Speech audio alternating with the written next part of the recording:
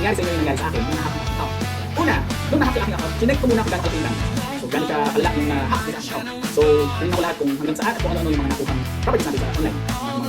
Pangalawa, chinek ko yung AdSense. Yun yung isa sa mga importante. Check your AdSense kung sakali na-hack yung AdSense account. Pangatlo, nag-post ako sa social media para humingi ng tulong kung paano mag-recover ang hack account or mas prefer nila tawagin hijack account. Pang-apat, nag-research, nanood, at nagbasa.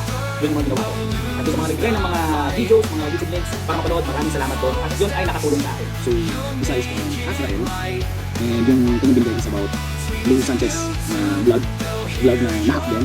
Na kung na-transfer yung ownership at ang channel sa ibang tao. So, next na nagbigay is yung brother-in-law ko. Foreigner yung YouTuber. So, pinunod ko.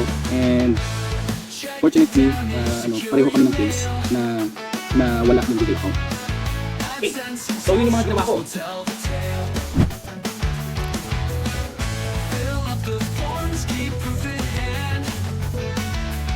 Unang-unang step na dapat mong once na alam mo na na-hack ka, nakuha yung account mo, unang-una dahil ako din na hindi ko alam kung sino ko kontakin, wala akong pamanahan ito. Paano ko i-recover? So, ang unang-unang dapat gawin step is pumunta ka sa Twitter.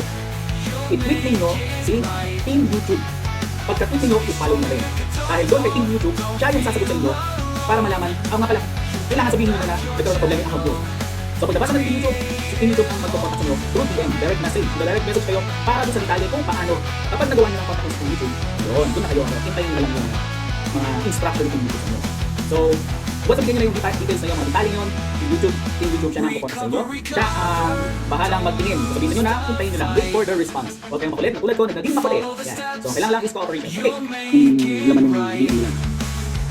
Tatanungin kayo na kung ano nangyari din sa anong problema. At tatanungin nila kung ano yung URL yung channel na hijack. Linkin nila na hijack. Okay? Tapos, kapag binigay mo yung details, sasagot nila, ipapatry sa iyo yung dalawang verification. Yung recovery, yung win recover.